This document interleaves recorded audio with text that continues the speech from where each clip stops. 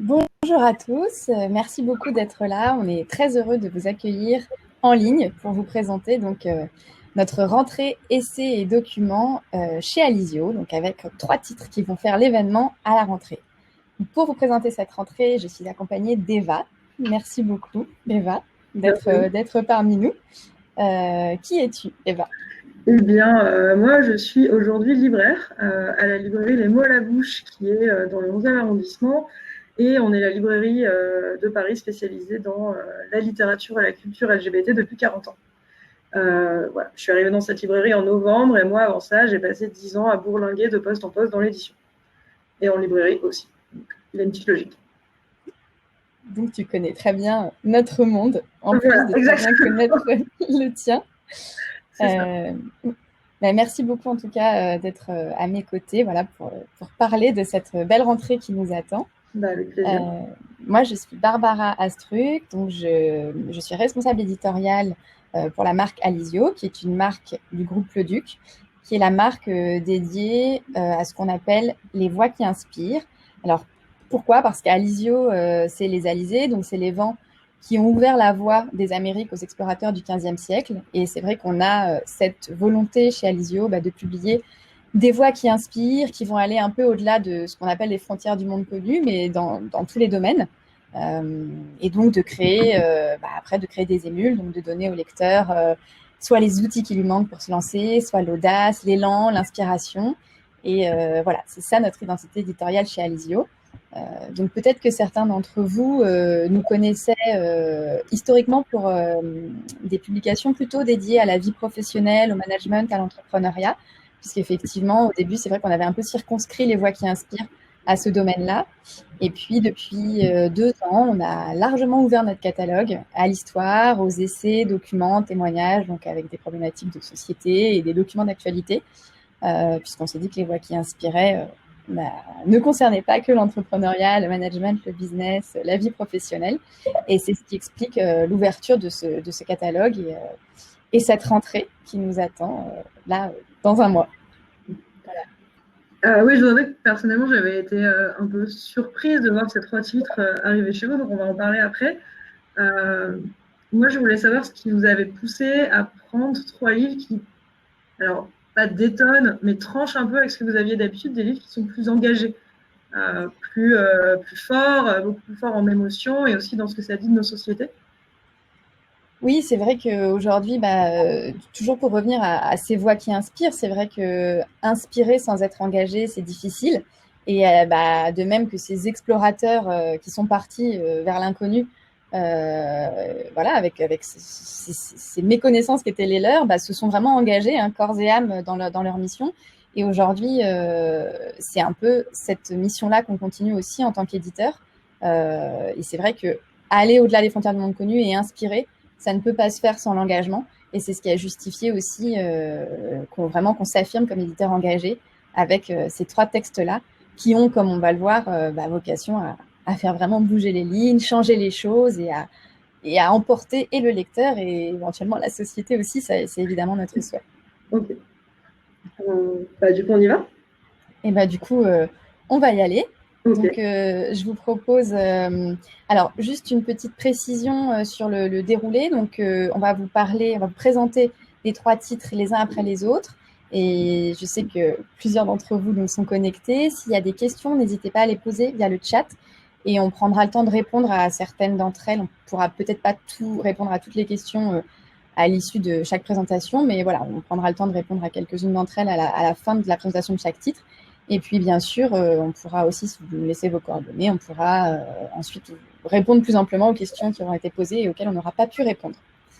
Voilà, donc je vous propose de commencer d'abord par l'ouvrage de Michel Aniel et Odile Benoît-Lucie, qui est un ouvrage d'entretien avec Sophie Carquin, qui s'intitule « Nous étions résistantes » et pour lequel je vais vous présenter une petite bande-annonce vidéo. Alors.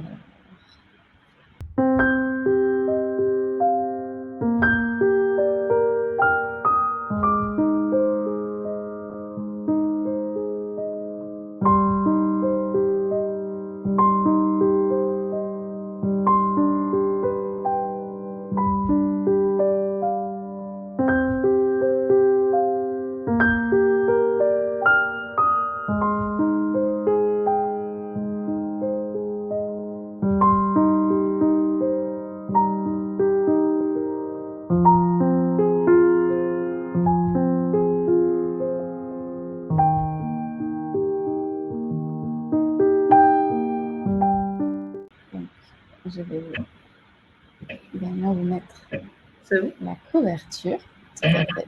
Nous sommes accompagnés de la couverture de cet ouvrage pour en discuter. Parfait. Alors, du coup, le livre, donc, Nous étions résistantes, moi je l'ai lu, évidemment. Et bon, je l'ai trouvé très fort. C'est deux témoignages en fait très sincères. Il n'y a pas de faux semblants. Elles sont assez drôles. C'est assez intéressant de voir le recul qu'elles ont tout en émotion sur leur propre histoire et l'histoire avec un grand H. Et je sais que toi, Barbara, tu étais présente lors des entretiens.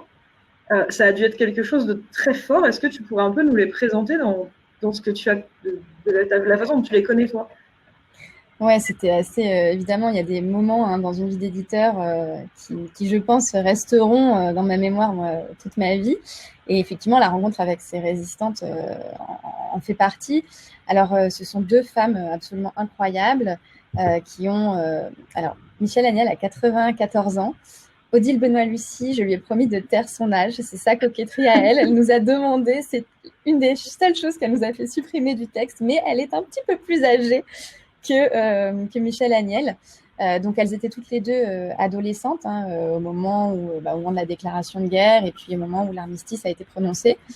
Elles faisaient partie de familles très engagées et qui se sont rapidement dit qu'il allait falloir faire quelque chose. Donc, je pourrais te raconter, recontextualiser un petit peu les choses, mais voilà, elles font partie de ces personnes qui se sont engagées quand même très tôt dans des combats d'ailleurs et des actions qui au début peuvent sembler dérisoires comme elles le disent.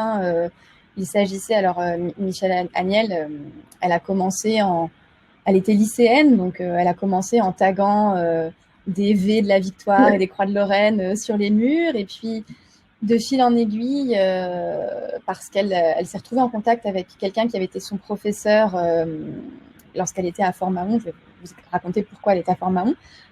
Qui lui a proposé en fait de commencer à distribuer des tracts. Donc au début, elle transportait, distribuait des tracts.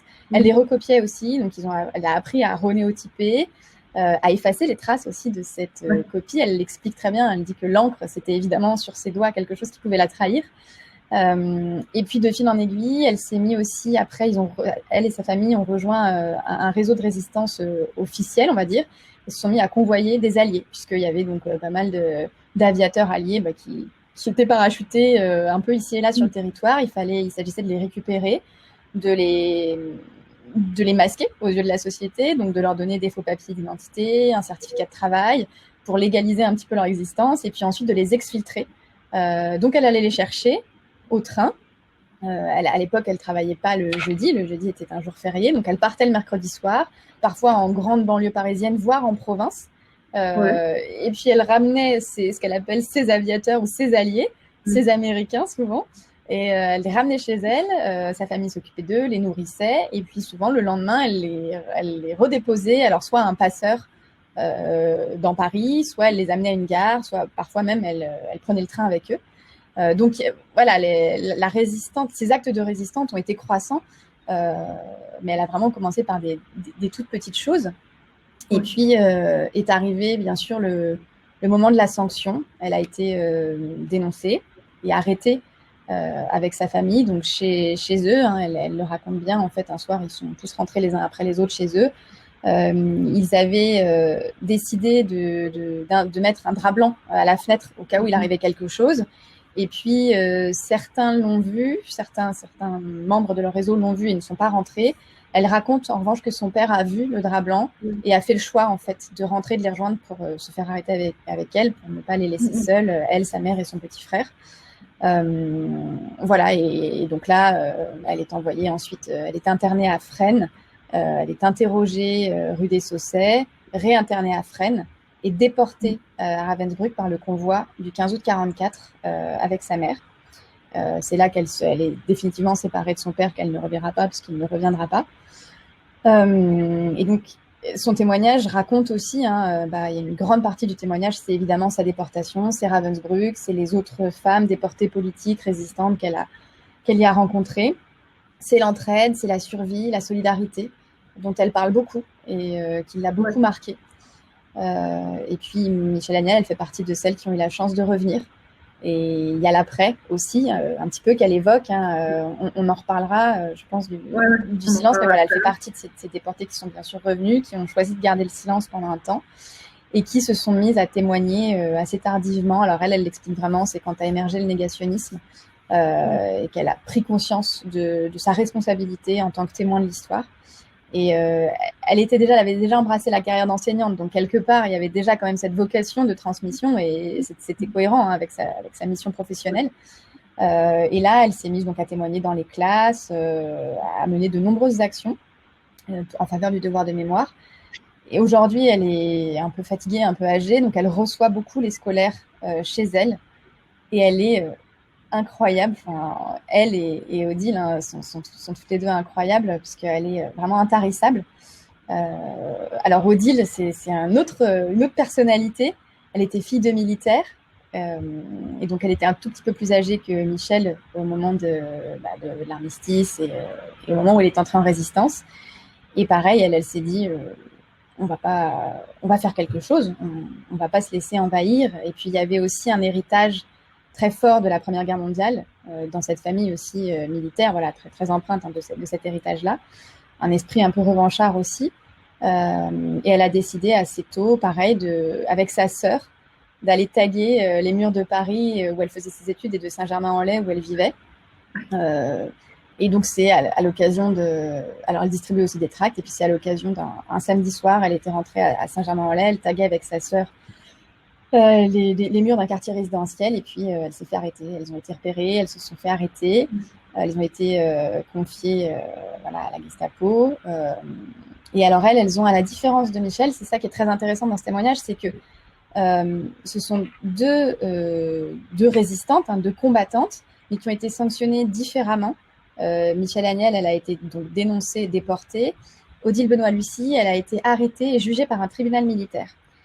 Et ce tribunal militaire, puisqu'il avait été déjà proclamé, hein, que c'était un acte délictuel, voire criminel, que de taguer et de répandre des incitations à la résistance. Et donc, elle a été condamnée à mort par ce tribunal militaire. Et elle raconte très bien qu'elle n'a pas scié. Elle et sa sœur n'ont pas bougé lorsque la condamnation a été prononcée. Il faut bien quand même se remettre dans cette... Enfin, à leur âge, quoi. Elles étaient adolescentes et elles n'ont pas bougé. Elles étaient condamnées à mort. Voilà. Et elles ont pris acte de la décision. Alors, par chance, leur peine a été commue en travaux forcés. Et donc, Odile Benoît-Lucie et sa sœur ont été ensuite déportées en Allemagne, dans les prisons allemandes et les camps de travail. Voilà. Mais elle était dans des prisons et des camps de travail. Et après, elle a été ballottée de camp de travail en camp de travail et elle était obligée en fait, de participer à l'effort de guerre allemand, ce qui était assez... évidemment insoutenable pour elle, mais elle s'est arrangée. Elle le raconte, il y a eu des petits sabotages ici et là. En fait, la résistance a continué jusque dans les conditions dans lesquelles elles étaient. C'est ça qui est incroyable, quoi. Et puis elle est revenue 2 ans et demi après pour témoigner aussi. Non, c'est vrai que quand on lit leurs témoignages, alors au-delà de... C'est assez intéressant, elles ont quand même beaucoup... Moi, j'ai trouvé beaucoup d'humour, en fait, avec une tendresse dans ce qu'elles racontent, mais ça contrebalance bien le fait que c'est pas anodin comme témoignage, que c'est très fort. Notamment, je sais qu'il y a des passages au niveau de son emprisonnement dont tu parlais où on comprend qu'il y avait un réseau de messages qui se passaient à l'intérieur même des geôles, que je trouvais très touchant, tout autant que le récit à Buchenwald, en fait, qui est évidemment des scènes de torture. Enfin, tout ça, c'est horrible, mais il ne faut pas oublier que ce sont des choses qui existent. Qui ont existé dans ce contexte, qui ont existé dans malheureusement beaucoup d'autres. Ce que j'ai trouvé intéressant aussi, c'est tous les détails de la façon qu'on peut avoir de résister qu'elles donnent et leur façon de tenir, en fait. La façon dont, dans leur famille, elles ont eu de nombreux déclics, alors que ça aurait pu être des personnes qui, vu qu'elles avaient des vies assez aisées, parce qu'au début, elles nous font comprendre qu'elles ne comprenaient pas l'importance de la guerre. On sent que c'est des gens qui avaient la chance de pouvoir être partis à la campagne, de s'isoler, d'avoir assez à manger, enfin, plutôt aisés en fait au final. Leurs deux familles, individuellement, quand elles reviennent en région parisienne alors que c'est la guerre et au moment de l'occupation, plutôt que de rester dans ce statu quo qui aurait pu leur permettre de traverser la guerre peut-être sans anicroche, on peut imaginer, on se déclic de vouloir absolument faire quelque chose, de ne pas accepter cette situation qu'ils trouvent dangereuses, et on sait pourquoi. Est-ce que, quand tu les as rencontrées, est-ce qu'elles vous ont expliqué un peu plus longuement c'était quoi les déclics, en fait, ce qui les a fait refuser absolument ce statu quo? Ouais, tout à fait. Et je crois que c'est vraiment aussi cette grande leçon de vie qu'elle nous transmettent et que tenait vraiment à transmettre Sophie Carquin, qui est l'auteur du livre et qui a donc recueilli les entretiens de ces deux résistantes qu'elle connaissait avant ce projet de livre. Et c'est vrai que Sophie Carquin portait ce projet de livre en elle depuis longtemps. Et elle avait elle sentait cette urgence, cette nécessité aussi à transmettre cette leçon de vie de la résistance, mais au sens large. C'est-à-dire que même Odile Benoît-Lucie et Michel Agnel, d'ailleurs, ont souvent conclu les sessions d'entretien en disant, en fait, on est des résistantes, mais à plein de sens du terme. Et c'est vrai que c'est ces déclics-là que voulait vraiment communiquer Sophie Carquin et qu'on voulait aussi faire passer avec la publication de cet ouvrage.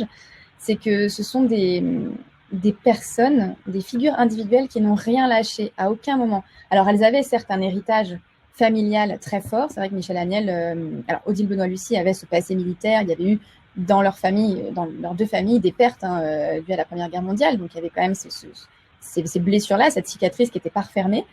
Et puis, Michel Agnel le raconte bien. Le 17 juin 40, ils étaient autour du poste de radio avec sa famille, en entendant le discours du maréchal Pétain qui amenait à rendre les armes. Et ils ont fait partie tout de suite de ceux qui se sont dit, c'est pas possible, il va falloir faire quelque chose. Et c'est vrai que ça témoigne quand même d'une force assez incroyable d'être capable de se dire, bon, bah, rien n'est perdu. Et tout est encore possible, même quand ça semble impossible.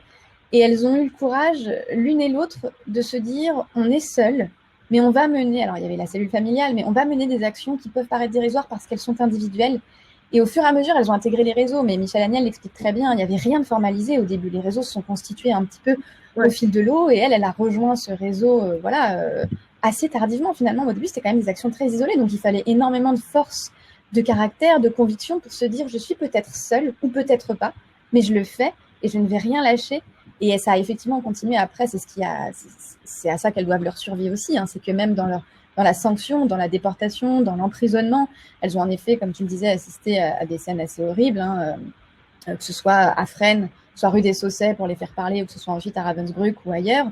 À chaque fois, elles se sont accrochées à cet espoir de la vie, au fait aussi de ne pas donner leur vie à l'ennemi. Et je pense que chaque acte aussi qu'il est raccroché au collectif comptait. C'est-à-dire qu'elles parlent toutes les deux d'ailleurs de la façon dont à Fresnes, elles communiquaient. Elles tapaient en morse en fait sur les tuyaux pour communiquer. Et chaque nouvelle qui arrivait de l'extérieur, je pense, renforçait encore ces convictions-là. C'est vrai que Michel Agnel se souvient très bien du jour où ils ont entendu dans la prison, ils ont débarqué. C'était juste après le 6 juin 44. Et ça, je crois que ça a vraiment aussi contribué à leur donner cette force-là. Alors, Michel Agnel a été déportée le 15 août 44. Donc, effectivement, elle est restée en déportation un petit peu moins longtemps qu'Odile Benoît-Lucie. Mais Odile Benoît-Lucie, c'est quand même 2 ans et demi d'emprisonnement, de travaux forcés. Et c'est vrai qu'il faut se dire qu'il y a je pense qu'il y a des forces de caractère et il y a des convictions qui ont fait qu'elles n'ont jamais lâché leur force individuelle au sein de la force collective. Elles savaient pourquoi elles se battaient. Et il y a des petites choses aussi auxquelles elles se raccrochent. Et Odile Benoît-Lucie en parle. Il y a ce petit carnet qu'elle a réussi à obtenir quand elle était effectivement dans un camp de travail et qui lui a permis en fait de tout noter. Et d'ailleurs après de retracer ses souvenirs et aussi de nous raconter aujourd'hui avec autant de précision son parcours. Mais elle note et elle dit qu'elle s'est beaucoup accrochée à ça, à l'écriture, au fait de pouvoir consigner ce qui lui arrivait. Et voilà, de revenir. Et puis c'est assez incroyable parce qu'effectivement, quand elles le racontent, non seulement elles sont infatigables, à la fin de chaque entretien, on a fait 3 heures d'entretien, donc Sophie Carquin, chacune des résistantes et moi-même. Et à la fin des entretiens, c'est elle qui nous disait « Mais vous avez l'air un peu fatiguée, vous voulez qu'on s'arrête ?» Et bon, ça, c'était quand même incroyable parce que nous, on culpabilisait un peu de ne pas les arrêter dans leur élan. Donc non seulement elles sont intarissables, mais elles nous disent bien, on a vécu des choses difficiles. Oui, c'est vrai, c'était très dur. Mais en fait, on s'est jamais laissé aller. Et on savait pourquoi on le faisait. Et voilà, c'est pour ça que je trouve qu'à plein d'égards, en fait, elles sont résistantes dans tous les sens du terme.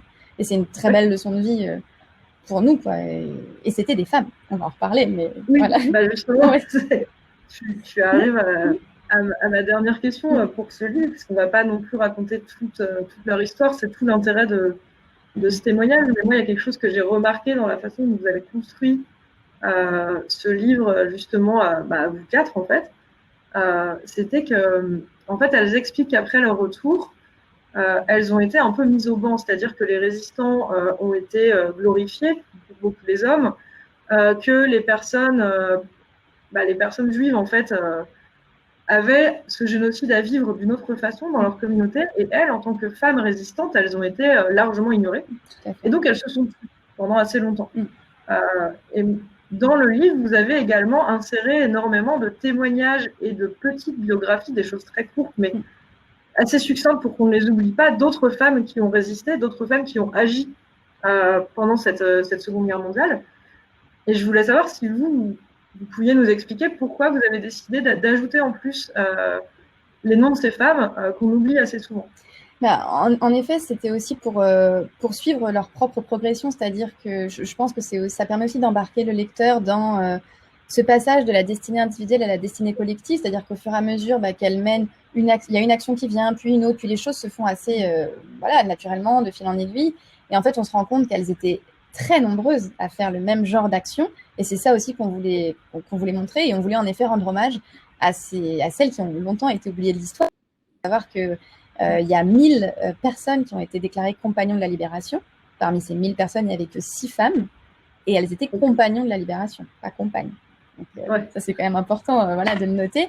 Et pourquoi ? Parce que la femme, faut aussi se remettre dans la place qui était celle de la femme en 1944. Elle venait tout juste d'obtenir le droit de vote avec les mesures prises par le Conseil national de la résistance. Et leur rôle était jusque-là mineur. Il y a aussi une réalité qui était que les résistants étaient formés aussi, beaucoup ont rejoint le maquis, et il y avait quand même un entraînement assez militaire qui de fait excluait aussi les femmes, alors qu'en fait la résistance, elle l'explique très bien, c'était aussi toutes ces actions civiles, c'était le fait de cacher les aviateurs alliés, c'était le fait de leur fournir des faux papiers, de les convoyer, d'aller les récupérer quand effectivement ils étaient parachutés ici et là. Il y a eu plein d'actions résistantes qui, par la place de la femme dans la société, leur ont été plutôt dévolues, mais qui étaient tout autant des actions résistantes. Et bon, je pense que le rôle des femmes dans la résistance a été, cette reconnaissance de leur rôle a été cohérente, alignée avec aussi la place qu'a prise la femme dans la société au fur et à mesure, après-guerre. Voilà. Mais c'est vrai qu'il y avait, pour nous, c'était une volonté aussi de remettre sur le devant de la scène et de rendre hommage à toutes ces compagnes à elles de la libération. Et puis, c'est leur famille, hein. Elles en parlent vraiment comme ça. Les dernières survivantes de la résistance forment une famille et elles rateraient pour rien au monde les rendez-vous de la mémoire. Elles voient malheureusement leur rang se clairsemer d'année en année. Et voilà, c'est vrai que c'était aussi pour nous important d'associer leur famille de résistance à ce livre-là et à leur témoignage. Ok. Est-ce que, donc, du coup, je vois qu'il y a plusieurs personnes connectées. Déjà, merci pour vos petits messages. On voulait savoir s'il y avait des petites questions par rapport à ce livre avant qu'on passe au suivant. Je peux peut-être vous proposer aussi quelques photos, puisqu'il y aura donc un cahier photo dans l'ouvrage. Donc, je profite de ces possibilités techniques pour vous donner un aperçu aussi du cahier photo. Donc là, vous voyez par exemple la plage de Fort-Mahon, parce que Michèle Agnel raconte qu'elle était en vacances à Fort-Mahon au moment de la déclaration de guerre. Donc c'est aussi l'insouciance avant cette drôle de guerre, puis avant l'armistice, et puis après les 4-5 années que l'on sait. L'exode, bien sûr, et ça c'est très intéressant parce qu'évidemment ça fait légèrement écho à ce qu'on a pu vivre en cette période de confinement et de Covid, mais c'est vrai qu'elle parle beaucoup de la question qui s'est posée, est-ce qu'il fallait rester ou partir quand on a su que l'envahisseur arrivait, et puis de cette débâcle un petit peu qui a commencé par gagner le nord de la France, puis ensuite la région parisienne, où c'était vraiment le chaos. On ne savait pas ce qu'il fallait emporter, pour combien de temps on partait, si on allait revenir. Il y avait cette volonté de fuir, et elle raconte que c'est leur premier traumatisme aussi de guerre. C'est que Michèle Agnel se souvient très bien des bombardements. Elle a pris 2 trains qui ont été successivement bombardés les uns après les autres. s'il y avait des bombardements sur les routes, où on ne savait pas si on allait retrouver les siens voilà, après le passage des avions. Donc, c'est aussi là, je pense, qu'elle rentre vraiment en guerre à ce moment-là. Voilà, mais il y a d'autres. Je vais effectivement essayer de vous donner un petit aperçu des autres documents. Alors, ça, c'est assez intéressant aussi. Ça, c'est la rue de Rivoli avec les croix gammées. Et ça, Michel Agnel, c'est une des images qui l'a le plus bouleversée quand elle est revenue justement en 40 à Paris. C'est un taxi qui les a récupérés à la gare, sa famille et elle. Il leur a dit vous voulez que je vous montre ce que ça donne Paris sous l'occupation allemande? Et il leur a fait traverser Paris. Et voilà, elle raconte qu'ils avaient vraiment l'estomac noué, qu'ils étaient extrêmement choqués et bouleversés de voir que les rues avaient été rebaptisées, que les croix gammées s'affichaient partout. Et ça, c'est vraiment une des images, je crois, très fortes dont elle nous a très souvent reparlé. Voilà, je peux aussi vous montrer. Ça, c'est les tracts donc, que les résistantes distribuaient. Donc, qu'elles recopiaient, qu'elles distribuaient, qu'elles allaient chercher. Michel Agnel traversait la région parisienne parce qu'elle allait chercher ses tracts à Versailles dans son cartable de collégienne. Donc, elle dissimulait très habilement voilà, aux Allemands. Elle les rapportait. Ils habitaient à Saint-Mandé à l'époque. Et elle avait 14 ans, quand même. Voilà. On se rend compte de ce que ça pouvait être pour une adolescente. Et elle dit que ça a beaucoup déterminé aussi son caractère après. Et puis, je peux aussi vous montrer, voilà, ça, c'est ce fameux triangle des déportés politiques. Et donc, Michel Agnel portait à Ravensbrück avec son numéro. Voilà, c'est quand même un document d'archives assez important. Voilà.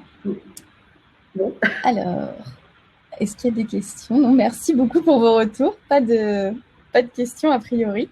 Bon, on peut passer au suivant. Ouais. On est resté un peu longtemps sur les histoires sur ces deux témoignages. En même temps, on pourrait tous parler pendant des heures de chaque livre. En fait, Ouais, c'est vrai qu'ils sont. C'est pour ça qu'on les publie. C'est qu'il y a tellement de choses à dire. C'est vrai. Je peux peut-être commencer effectivement l'introduction du deuxième livre, donc qui est l'ouvrage de Megan Twohey et Jodie Cantor par également la bande-annonce du livre.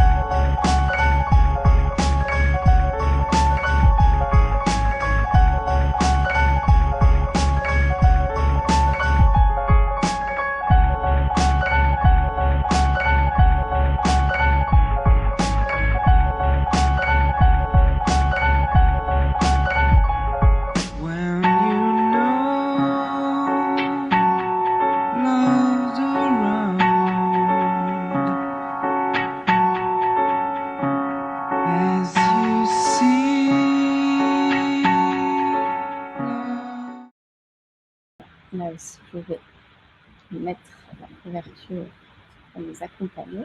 Voilà. Le montrer, c'est quand même un livre assez imposant. C'est vrai. Ouais. Du coup, si tu veux, je le présente avec un peu ma façon de l'avoir lu aussi.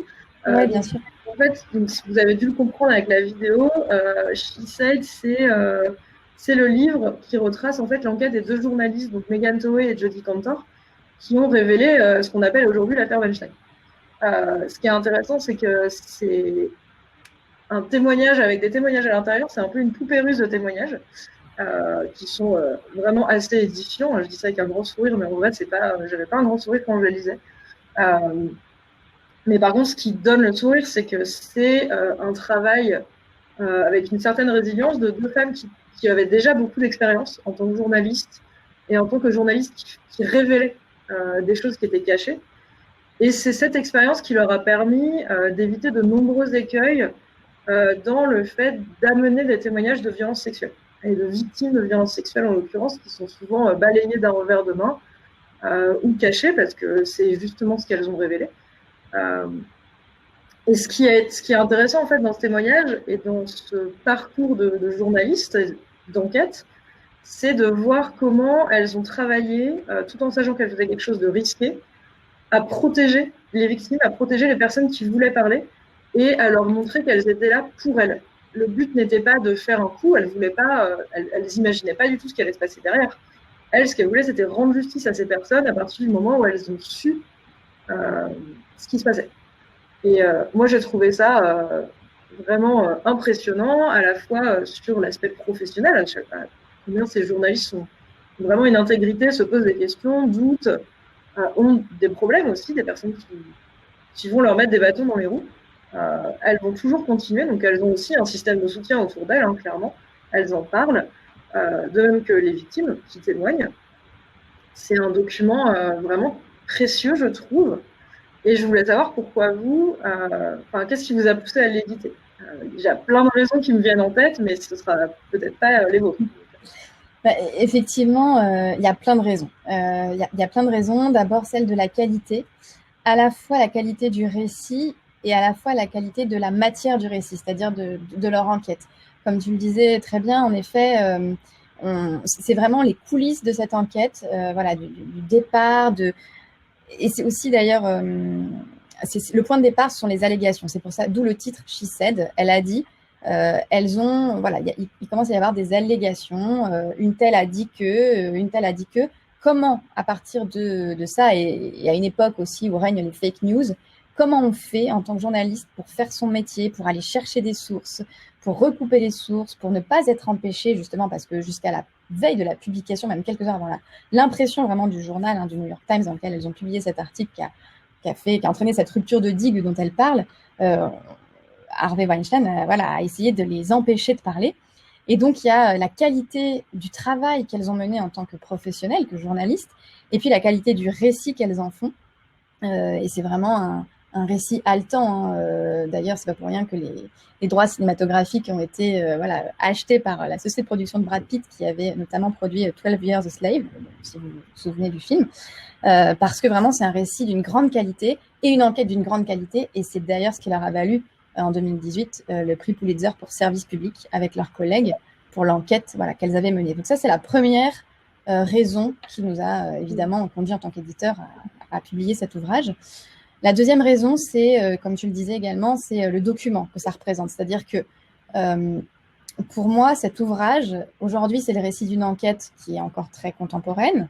Donc d'ailleurs, les rebondissements n'en finissent pas, puisqu'elles évoquent aussi, hein, il y a un épilogue inédit qui évoque les derniers événements de l'hiver avec le procès d'Harvey Weinstein. C'est un document qui sera bientôt un document d'archives. Et il y a encore une fois, des moments aussi dans la vie d'un éditeur où on a l'impression d'assister à une page de l'histoire. Et pour moi, cet ouvrage, c'est un document d'archives qui, sur une enquête historique qui a changé le monde. Donc voilà, ça, c'était quand même une raison majeure aussi. Une autre raison, évidemment, qui nous a... Et là, c'est parce que c'était aussi notre identité éditoriale, mais c'est l'inspiration que nous transmettent ces deux journalistes. C'est, à l'instar de l'ouvrage qu'on vous a présenté précédemment, hein, de ces deux résistantes, pour moi, c'est une leçon de journalisme extrêmement courageux que nous délivrent ces deux journalistes qui, effectivement, savaient les risques qu'elles encouraient, savaient à quoi elles s'exposaient, savaient aussi qu'elles exposaient leurs sources et ont tout fait pour les protéger. Mais évidemment, il y a un risque. Et je trouve que ces deux journalistes qui ont voulu faire changer les choses et qui sont partis du principe que rien n'était perdu, encore une fois. Que c'est pas parce qu'à un moment donné, il y a certaines règles du jeu qu'on peut rien faire contre. Et certes, il y a une question de bon moment. Je pense que notre époque était prête aussi. Mais c'était quand même très courageux de leur part de s'attaquer à cette toute-puissance. Donc voilà, il y a aussi cette leçon de courage et d'inspiration qui est quand même transmise au lecteur via cet ouvrage. Et puis, en tant qu'éditeur, là, c'est aussi notre volonté de faire notre part dans le monde à construire, dans le monde qui se construit. C'est-à-dire qu'un éditeur, c'est un passeur, c'est un diffuseur d'idées. Et on sait que plus les idées sont diffusées, plus elles risquent d'advenir. Elles ont de chances d'advenir. Et il y a, avec cette publication, c'est vrai, un engagement d'éditeur aussi à prendre part, à faire notre part dans ce monde. Voilà. Donc, effectivement, il y a des raisons multiples. Non, du coup, tu l'as dit, c'est vrai que c'était quelque chose que je voulais dire par la suite. C'est cette enquête, elle se lit comme, mais c'est souvent le cas en fait avec les livres qui relèvent du journalisme d'investigation comme un thriller en fait. Le problème, c'est que dans un thriller, on sait que c'est imaginaire, ou du moins la plupart du temps. Là, c'est réel. les crimes qui y sont commis, enfin qui y sont décrits, parce qu'on a quand même un peu de Operandi qui revient. Enfin, toute personne qui a suivi un peu l'affaire Weinstein sait qu'il faisait toujours la même chose avec ses victimes. C'est aussi ce qui a permis d'ailleurs sa condamnation en janvier, parce que elles ont réussi à démontrer qu'il y avait quelque chose de répétitif, que c'était entre guillemets prouvé. Enfin voilà, c'était pas juste du shit, c'était pas juste des rumeurs. Et en lisant ça, je me disais aussi, à votre avis, c'est quoi le message clé du livre, sachant qu'il a quand même, comme le disait la vidéo, remis en avant le mouvement MeToo qui avait été lancé par Tarana Burke en 2007. Donc, 10 ans après, en 2017, elles ont amplifié ce mouvement qu'il est impossible, je crois, d'ignorer aujourd'hui. À votre avis, à ton avis, là, quel serait le message clé envoyé aux lectrices, aux lecteurs, à toute personne en fait qui serait victime d'abus dans le monde d'aujourd'hui, dans le monde contemporain, dont on sait qu'il est toujours traversé par ces questions et ces crimes en fait. Oui, c'est vrai que c'est assez édifiant, hein, vraiment. C'est vrai que c'est un récit très haletant. Et moi, j'ai eu des retours de lecture, hein, notamment au sein de l'équipe, de personnes qui m'ont dit j'ai commencé à lire, je peux pas le lâcher, en fait, parce qu'on va de surprise. Enfin, c'est édifiant vraiment de se dire que c'était possible, en fait, de voir se qu'autoriser le système, de voir qu'effectivement, ces voix-là, il y a des femmes qui se sont tues pendant 30 ans avant de parler à ces deux journalistes. Parce qu'il y avait des accords de non-divulgation, parce que tout était enfoui sur des sommes d'argent colossales, parce que il y avait la volonté aussi pour les actrices de faire leur place, de tracer leur route, et elles pensaient que ça faisait partie des règles du jeu. Et c'est vrai que, en effet, comme tu le dis, chaque page en fait présente un crime réel, donc c'est vraiment édifiant. Et je pense que la grande leçon de cet ouvrage, vraiment que j'y vois, c'est justement de se dire que rien n'est perdu. Que effectivement en 2007 il y avait déjà eu ce mouvement était né. Encore une fois, c'est une question aussi de bon moment. Je pense que la société était prête, la parole était prête à se libérer. Il a fallu, et après il faut une conjonction de facteurs, et ces facteurs-là sont arrivés au même moment. Alors il y a effectivement cette ténacité, cette persévérance des journalistes, mais je pense vraiment que c'est la grande leçon, c'est de se dire que même si on s'est tué pendant 30 ans, et c'est bien ce qu'elle disait à leurs victimes, on ne peut pas changer le passé, on ne peut pas effacer ce qui vous est arrivé. En revanche, vous pouvez changer l'avenir. Et vous pouvez le faire, vous pouvez prendre la parole pour toutes celles qui se taisent encore, pour toutes celles qui pensent être seules. Parce que c'est aussi ça la grande leçon du livre, c'est que c'est une tribune, c'est une prise de parole collective. C'est parce qu'à un moment donné, ces femmes-là ont su qu'elles n'étaient pas seules, qu'une telle avait parlé, qu'une telle avait commencé effectivement à raconter son histoire, que du coup il y a eu une émulation et que la parole s'est libérée. Et c'est pour ça aussi que le mouvement MeToo a après été cette vague qui a déferlé sur le monde entier. C'est qu'aujourd'hui, ça a réellement changé des choses. Alors évidemment, tout est loin d'être acquis, mais je pense qu'il y a cette leçon de se dire qu'on a que l'isolement peut faire perdurer beaucoup de choses, que c'est pas facile en effet, hein, on le sait, il y a beaucoup de raisons pour lesquelles on se tait. Mais que les choses peuvent toujours changer à un moment donné, que rien n'est acquis. Et que cette oppression, parce que c'est vraiment une oppression, qui était acquise, en fait, qui faisait partie des règles du jeu dans ce milieu, mais dans d'autres, parce qu'on va le voir aussi, je pense qu'on va en parler, c'est loin d'être l'apanage du cinéma. En fait, c'est pas parce que ça existe à un moment donné que ça existera toujours. Et pour moi, c'est la grande leçon de cette enquête. Ouais. Donc en fait, tu dirais que pour toi, l'une des leçons de ce livre, c'est de dire que, un peu comme en fait ce que nous apprennent nos deux résistantes d'avant et ce que nous dira aussi le livre d'après, donc je le tease un peu, c'est que la force du témoignage individuel n'existe que par le collectif.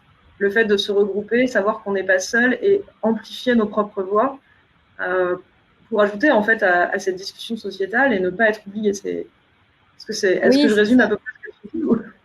Oui, tout à fait. Je pense que c'est effectivement aussi ce qu'ont voulu dire ces deux auteurs, c'est que on a chacun une responsabilité individuelle dans le cours de l'histoire, le cours de la société, et qu'effectivement, c'est au moment où ces responsabilités individuelles rejoignent les responsabilités individuelles des autres que la force du collectif prend le pas, et que on sait que c'est le collectif qui fait advenir les choses, en effet. Et je pense que ça vaut on en reparlera pour le livre suivant, mais ça vaut pour tous les combats. Et voilà, je pense que c'est la grande leçon de cette enquête. Du coup, en fait, on a répondu à la dernière question que j'avais sur le livre. Simplement, moi, je me demandais si justement, avec ce livre, ce qu'on voit, la façon dont c'est démonté, il y a pas très longtemps, on a vu une enquête du même genre en France qui a également amené à des changements. Donc, je pense que tu vois de quoi je veux parler chez un développeur de jeux vidéo, on va être sympa, Ubisoft. Et donc, ça montre que c'est toujours possible.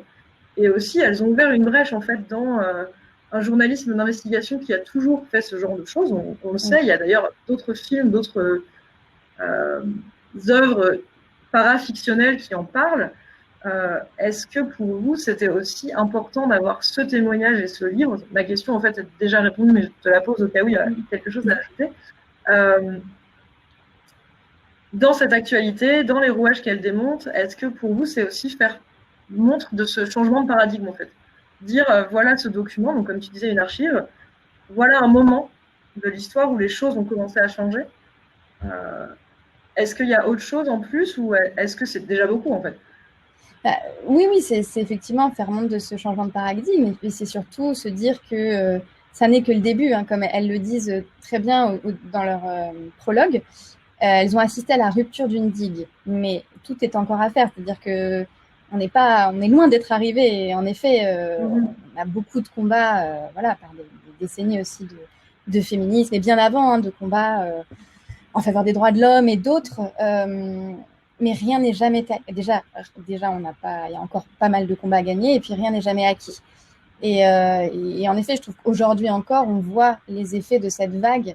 Il y avait Ubisoft, il y a eu d'autres milieux qui commencent aussi à lever le voile. Hein. Je pense au milieu du théâtre, je pense à voilà, d'autres milieux professionnels. En fait, l'idée, c'est aussi de se dire que ce récit est universel parce que c'est des problématiques qui sont loin de concerner des corps de métier en particulier, de concerner des milieux sociaux en particulier, et que voilà, tous les combats sont encore à mener. Et donc, il y a aussi, évidemment, encore une fois, en tant qu'éditeur, voilà, cette volonté de prendre part au changement sociétal qu'elles ont initié et que d'autres ont initié avant elles et ont suivi aussi. Voilà, elles ne sont pas les seules. Mais comme tout est encore à faire, on pense aussi que en tant qu'éditeur, la meilleure arme, notre meilleure arme, c'est aussi de diffuser l'information et de diffuser justement pour participer à la construction de cette force collective. On se rejoint parce qu'en tant que libraire, c'est aussi ce qu'on veut faire. Et d'ailleurs, j'aimerais bien, il y a une phrase à la toute fin de l'ouvrage qui montre que rien n'est, je vais vous lire, qui montre que rien n'est acquis. En fait, à la fin de l'ouvrage, elles font leurs remerciements, évidemment, elles ont été énormément entourées, aidées par des professionnels, mais aussi par leur famille. Et elles finissent en remerciant justement leur famille et leurs filles, puisqu'elles sont toutes les deux mères de famille. Et la dernière phrase de l'ouvrage, c'est quand même pas anodin, dit « À nos filles et aux vôtres, puissiez-vous connaître le respect et la dignité toujours, au travail et ailleurs. » C'est bien positionné cet ouvrage, vraiment un ouvrage inaugural, en fait, de quelque chose qui doit se poursuivre, d'un combat qui doit suivre. Et je trouve que quand on lit cette phrase, moi personnellement, ça m'a énormément émue, parce que quand on la lit, et qu'on a la tête pleine de ces 400 pages de récits haletants où vraiment on va de stupéfaction en stupéfaction sur ce qui est possible, aujourd'hui, ce qu'il a été possible d'étouffer, voilà, je trouve que c'est une phrase qui résonne pour moi en tout cas, qui résonne avec beaucoup d'émotion sur la mission aussi de ce livre et de leur travail. Voilà. On a si tu es prête à passer aux questions. On a une question alors je crois pas qu'il y en ait. Moi, j'en vois une, du coup, il nous dit que le titre correspond à la manchette du premier article dans le New York Times de Jodie Cantor et Megan Toey. Est-ce que alors ça, j'avoue que je ne sais pas quel était le premier article et quelle était sa manchette. Est-ce que tu confirmes que c'était bien la manchette Je crois bien que oui. Et en effet... Et en effet, c'est aussi pour ça qu'elles ont souhaité le garder. Et elles disent bien qu'elles savent que ce titre n'est pas un titre facile, pas forcément évident, mais que ça illustrait bien le point de départ de leur enquête. Et d'ailleurs, ça illustrait deux choses. Ça illustrait à la fois le point de départ de leur enquête, qui sont ces allégations, ce que une telle ou une telle dit. Et par ailleurs, c'est aussi une façon pour elles de faire référence au choix de prendre la parole ou au choix de ne pas la prendre. Et ça a d'ailleurs été tout l'enjeu de leur travail, en fait. C'était de convaincre ces femmes qui avaient été victimes de parler, alors qu'elles s'étaient tues pendant des années, et de leur responsabilité à parler de ce qu'elles faisaient pour les générations futures, pour les femmes d'aujourd'hui, mais aussi celles à venir. Et voilà, c'est vrai que ce titre-là, on s'est posé la question évidemment de le traduire ou non. Et il y avait le choix aussi de vouloir vraiment raccrocher cet ouvrage à son point de départ. Voilà, pour à la fois faire ce lien entre le point de départ et puis le futur à construire, qui rappelait à la fois leur travail de journaliste et en même temps ce choix de la prise de parole. Parce qu'un livre, c'est une prise de parole. Alors, est-ce qu'il y a d'autres questions? Là, je n'en vois pas sur le chat. On vous laisse peut-être quelques instants si vous avez une dernière question avant qu'on passe au 3e livre de cette rentrée assez percutante. Oui, c'est vrai. En tout cas, très motivant, très inspirant. Peut-être que je pense que ce 3e livre, je vais aussi vous le présenter, l'introduire peut-être par une courte vidéo. Allons-y. Alors, c'est parti.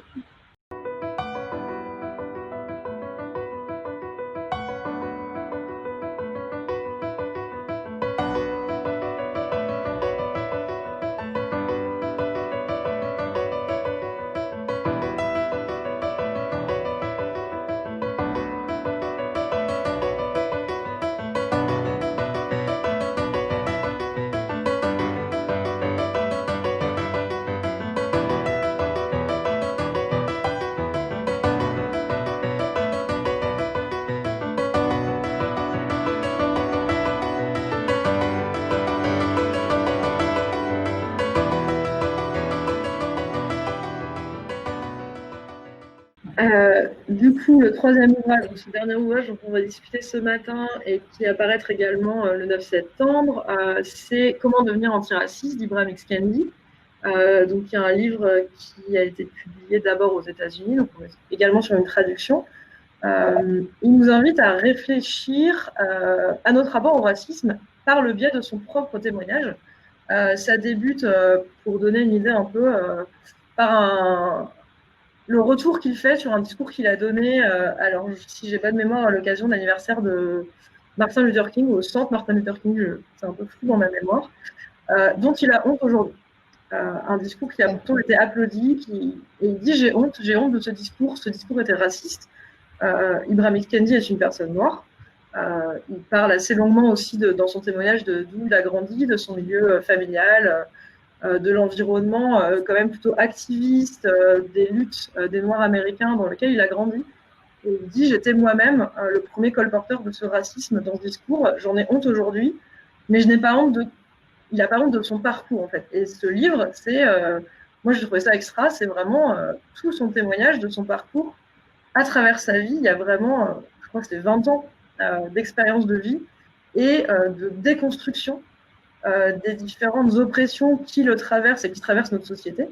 La première étant en effet le racisme, mais il parle également des intersections avec le classisme, avec l'homophobie, la transphobie, les questions de sexisme qui traversent la société et qui donc s'imbriquent dans nos systèmes de pensée.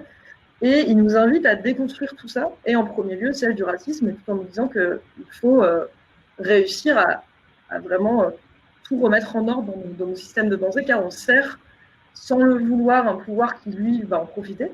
Donc, je m'étale un peu, mais j'ai trouvé que c'était un témoignage très, très fort et qui nous implique et qui nous demande d'être actifs et pas de rester simplement passifs. Donc ça, c'est ma réaction. Je voulais savoir quelle avait été, toi, en tant qu'éditrice, ta première réaction quand tu as reçu ce livre, en fait, quand on te l'a, je sais pas, j'imagine, proposé ou voilà. Oui, c'est vrai que souvent on repère les livres, soit on nous les propose. Il y a effectivement certains livres qui attirent beaucoup notre attention, et pour cause. Celui-ci, quand je l'ai lu, c'est vrai que j'ai été vraiment... je pense que j'ai vraiment reçu une claque, quoi. J'ai été stupéfaite par deux choses. D'une part, parce que c'était très brillant. Je trouve que l'argumentaire est vraiment incroyablement brillant. Et cette façon, en effet, d'entremêler son témoignage personnel et, comme tu le disais, de remonter très loin, parce qu'il nous parle de son enfance, de son entrée à l'école. Il nous parle d'un épisode assez précis, d'ailleurs, en CE1 notamment. Ouais. Et des différentes petites oppressions et agressions, c'est ce qu'on appelle les mini-agressions, qu'il a pu connaître, reconnaître. Donc, je trouvais que c'était non seulement c'était très brillant d'entremêler cette trajectoire personnelle et cet argumentaire qu'il construisait, qui est vraiment, là, encore une fois, un vrai changement de paradigme. Parce qu'en effet, ce que nous dit Ibram X. Kendi, c'est qu'il ne suffit pas de ne pas être raciste, que ça ne suffit plus aujourd'hui, et qu'il faut vraiment combattre le racisme par l'antiracisme. Et on y reviendra, mais c'est vrai que c'est... voilà, moi j'ai été vraiment bluffée par la qualité de cet argumentaire, et puis par son avenir. C'est-à-dire que j'avais vraiment le sentiment de lire un livre qui ferait date. C'est-à-dire qu'il y a des ouvrages qui changent l'histoire, et l'histoire des idées, mais l'objectif, c'est que l'histoire des idées amène ensuite à changer l'histoire de la société. Et je me suis vraiment dit que là, j'assistais à l'histoire en train de se construire. Il y a quand même, je trouve qu'il n'y a pas beaucoup de moments où on peut à la fois avoir conscience d'être dans le présent et en même temps dans l'histoire qui se construit. Et je trouve que cet ouvrage vraiment en fait partie. Bah, il résonne d'autant plus, j'imagine, au moment où vous étiez en train de travailler sur ce livre, on a eu avec l'assassinat de George Floyd, mais lui, il parle aussi dans son livre, il décrit l'assassinat de Trayvon Martin, qui est quand même quelque chose de... En fait, j'ai pas de mots assez forts pour décrire tout ça, donc je vais éviter de le faire. Au moment où vous travaillez ce livre, il y a eu aussi une deuxième action vraiment mondiale du mouvement Black Lives Matter. On a vu des manifestations dans énormément de pays, on les a vues en France également. Ces questions ont été remises, enfin, j'ai envie de dire, au cœur de la discussion publique, toutes les questions de racisme systémique qui sont des discussions qui ont longtemps été vraiment écartées, absolument oubliées, malgré le travail d'énormément de personnes concernées par le sujet. Et je voulais savoir, en fait, si des gens, avec le témoignage d'Ibram Kendi, qui est, entre guillemets, qui pourrait être lu comme quelque chose de très états-unien, qu'est-ce que vous répondriez à quelqu'un qui vous dit mais ces questions ne s'appliquent pas en France? Parce que personnellement, en le lisant, je vois très bien en quoi ça s'applique tout à fait en France, même si on n'a pas les outils qui sont les mêmes, ne serait-ce qu'en termes de statistiques. On sait, quand on cherche un peu, quand on lit les recherches et les témoignages de nombreuses personnes concernées par le racisme en France, on sait que son témoignage s'applique en France, mais qu'est-ce que vous répondriez à quelqu'un qui vous dit bon, c'est très intéressant tout ça, mais c'est pas pour la France? C'est vrai que, alors, ce qu'il faut savoir, c'est que les ouvrages, on les travaille des mois, voire des années avant leur parution, et qu'on a acheté les droits de cet ouvrage à l'automne dernier. Donc, évidemment, on ne pouvait pas soupçonner que l'actualité allait remettre ces problématiques autant sur le devant de la scène. Et c'est malheureux, mais c'est tant mieux pour l'ouvrage et pour la voix d'Ibram Kendi qui mérite d'être entendue à l'instar de tant d'autres. Il se trouve que l'actualité est plutôt profitable pour la diffusion de ce message, et enfin on va les écouter, ces voix-là. Mais c'est vrai que quand on a fait l'acquisition des droits français de cet ouvrage-là, on était loin de se douter qu'on allait bénéficier d'une telle actualité. Et on aurait pu se dire, oui, c'est vrai que le récit est assez américain, c'est une trajectoire américaine, ils ont en effet un historique qui est un petit peu différent du nôtre, un accès aux statistiques qui n'est pas les mêmes que le nôtre, mais comme on le disait, en effet, l'argumentaire d'Ibram Kendi, il est universel. Il est vraiment, je pense que c'est ce paradigme qu'il renverse et ce qu'il nous amène à être, et la façon aussi dont il nous met face à nous-mêmes, dans notre propre passivité, inaction, et dans cette prise de conscience. Parce que moi aussi, c'est vrai que quand je l'ai lu, je me suis dit, mais en effet, je suis passif, je ne suis pas spécialement antiraciste. Il y a un cheminement quand même à faire que lui-même a fait, c'est ce qu'il nous raconte, son voyage du racisme, du fait de ne pas être raciste à l'antiracisme, c'est quand même, c'est une trajectoire quand même qui demande un peu de temps. Donc déjà, c'est des problématiques universelles. Et puis, j'aurais envie de répondre en effet à ceux qui pourraient dire oui, c'est extrêmement américain, que si ça n'était qu'américain, si ces problématiques-là n'étaient qu'américaines, Martin Luther King n'aurait pas l'aura internationale, mondiale qu'il a aujourd'hui. Je veux dire, aujourd'hui, c'est quand même une figure de proue pour plein de combats, de causes. On n'aurait pas publié non plus le livre dont on a parlé précédemment, She Said, c'est-à-dire que MeToo aurait été circonscrit aux États-Unis, et or, c'est une vague qui a déferlé sur le monde entier. Et puis des ouvrages qui abordent ces problématiques-là par des auteurs étrangers, notamment américains, n'auraient pas connu le succès qu'ils ont connu en France si ces problématiques-là étaient essentiellement américaines. Je pense aux ouvrages de James Baldwin, je Je pense à l'ouvrage Une colère noire qui s'est vendu à plus de 30 000 exemplaires en France. Enfin, je pense que c'est quand même des preuves suffisamment tangibles de l'universalité de ces problématiques et de la nécessité de les introduire dans le débat français. Et d'ailleurs, on l'a très bien vu, en effet, ce qui s'est passé avec George Floyd le 25 mai dernier a eu les retentissements que l'on sait en France. C'est bien la preuve qu'on est loin d'être étranger à ces problématiques-là et qu'il est nécessaire que ces questions-là intègrent aussi notre débat public. Et d'ailleurs, c'est ce que fait aussi Ibram Kendi très bien, puisqu'il entremêle à la fois une réflexion éthique, juridique, historique. C'est vrai qu'il nous ramène aussi sans arrêt à notre patrimoine commun, à notre histoire commune, puisqu'il nous ramène aussi évidemment à l'histoire du commerce triangulaire, à l'héritage européen aussi, qu'on doit porter. Enfin, voilà, je trouve qu'il le fait très bien, cette universalité. Il donne à sa voix les moyens de s'exporter et l'impératif de s'exporter. Ouais. Oui, de toute façon, on sait aussi qu'en France, il y a des voix très fortes, elles sont nombreuses, qui en parlent. C'est juste qu'on peut aujourd'hui un peu mieux et un peu plus facilement avoir accès à leur discours. Je repense là à ce qui s'est passé récemment, mais c'est vrai que oui, il y a beaucoup de personnes qui étaient moins entendues et qui le sont un peu plus aujourd'hui. Donc on peut espérer qu'avec ce livre aussi, que je ne peux pas vraiment résumer, mais pour moi, ce qu'il prône, c'est justement cette introspection, qu'on soit concerné ou pas, mais sans doute plus quand on n'est pas concerné et qu'on a envie de ne pas être une personne raciste. En fait, on nous explique qu'il n'y a que deux alternatives dans la vie de tous les jours. C'est soit on propage ces idées, consciemment ou non consciemment, soit activement et consciemment, donc, on s'empêche de les propager et on les combat.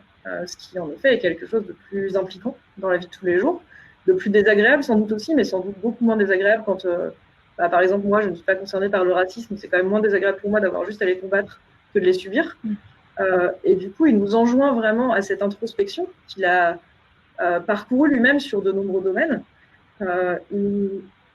Il nous rappelle aussi que ces petites actions, donc comme on parlait déjà avec les livres précédents, c'est vraiment quelque chose qui les traverse tous les trois, que les actions individuelles, personnelles, privées, sont éminemment politiques parce qu'elles font corps dans cette échelle collective, voire sociétale, dans la façon qu'on peut avoir de se réunir autour de ces idées pour les combattre, notamment.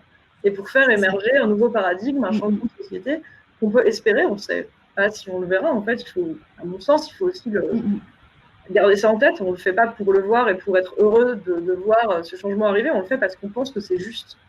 Et vous, est-ce que vous avez quelque chose que vous espérez voir changer à la fois avec la publication de ce petit...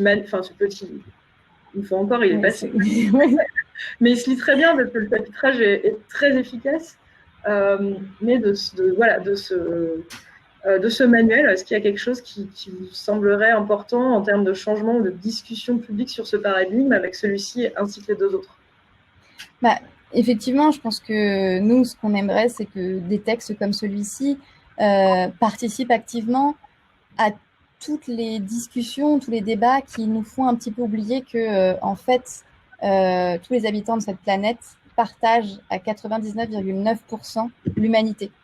Et je pense que c'est vraiment sa grande leçon à Ibram Kendi, c'est de se dire qu'on a cet énorme dénominateur commun qu'on oublie trop souvent. Et l'argumentaire que lui construit pour le racisme, il vaut pour toutes les autres exclusions ou combats. Et je trouve que c'est en cela aussi que c'est un ouvrage universel. C'est vrai que effectivement, il nous met face à notre responsabilité individuelle. Et d'ailleurs, il parle beaucoup de la sienne, de celle de ses parents, qui en fait n'était que le relais de construction politique. Et c'est vraiment ça, son propos, c'est de dire que le racisme, comme toutes les autres exclusions, ne procède pas en fait d'idées présentes dans la société. Ce sont des constructions politiques et c'est les idées présentes dans la société qui les relaient. Et que notre responsabilité, c'est de ne pas se faire le relais de ces constructions-là, historiques, sociétales, politiques. Et en fait, ça vaut pour toutes les exclusions. Donc c'est aussi le message de cet ouvrage et c'est évidemment comme ça qu'on entend contribuer aussi à au fait de se souvenir que, comme l'ont montré des études scientifiques, on est à 99,9% semblables. Voilà, Alors, sur ce. on a en théorie terminé l'heure. On a une question quand même de Jean-Charles Caplier qui nous demande comment utiliser le propos du livre dont les fondations sont la cause noire à une forme d'universalité de la lutte antiraciste. Je pense que du coup, dans la discussion, on y a peut-être répondu, mais si tu as quelque chose à ajouter, ou si tu veux que moi je donne mon avis, voilà. Oui, bah vas-y, je pense qu'on y a un petit peu répondu aussi. Ouais. Je sais pas si Jean-Charles faisait référence à quelque chose de plus précis, mais vas-y, n'hésite pas aussi à compléter. Bah, en fait, Ce pour que moi, j'ai pu comme c'est dire. un manuel qui s'adresse à tous, il est universel et à mon sens également, les meilleures personnes pour réfléchir à une oppression sont les personnes oppressées. Donc je pense que Ibram X. Kendi est peut-être très bien placé pour nous expliquer comment être antiraciste, beaucoup plus que moi par exemple. Mais moi j'ai appris beaucoup avec son livre, j'apprends beaucoup de nombreuses personnes. Bon, Jean-Charles dit que nous avons répondu, donc merci. Mais je pense que c'est aussi comme ça qu'on apprend et qu'on arrive à l'universalité, c'est en écoutant les récits des personnes concernées. Oui, ouais, tout à fait. Et je pense que c'était notre projet avec ces 3 ouvrages aussi, hein, c'est de rentrer à la fois vraiment dans le concret de trajectoires individuelles qui se sont dit à un moment donné, bah, comme on le disait, rien n'est perdu, mais rien n'est acquis. Et donc, on va contribuer, même si peut-être il y a très, très peu d'espoir. En tout cas, on apporte notre pierre à l'édifice parce que nous, on y croit et qu'on sait que si on est plusieurs à le faire, les choses changeront. Et je crois que ces 3 ouvrages sont quand même la preuve que les choses ont changé ou sont en train de changer ou vont changer, que c'est possible en tout cas. Voilà. Donc, c'était effectivement, je pense, le dénominateur commun à ces 3 ouvrages et c'est notre projet en tant qu'éditeur avec cette rentrée très engagée. Voilà, je ne sais pas si Eva, tu voulais ajouter quelque chose. Bah là, j'ai plus rien à ajouter. Hein. Non, j'ai trouvé en effet que c'était assez inspirant, très fort. Je suis très contente d'avoir lu un peu en avance de tout le monde. J'avoue, je me sens un peu privilégiée. Mais du coup, si c'est pour porter leur voix, c'est un bon privilège, je crois. Ben, merci beaucoup à toi et puis merci à vous tous qui nous avez écoutés pendant cette heure-là. Et ben voilà, on a vraiment hâte de voir ces ouvrages sur les tables des libraires et entre les mains des lecteurs. Ouais. On a vraiment envie voilà, qu'ils soient lus, qu'ils soient recommandés, que ça devienne des livres de chevet. Et on compte vraiment sur vous aussi pour vous en faire les ambassadeurs. Voilà. Merci. Grand merci à tous. Au revoir. Au revoir, bonne journée.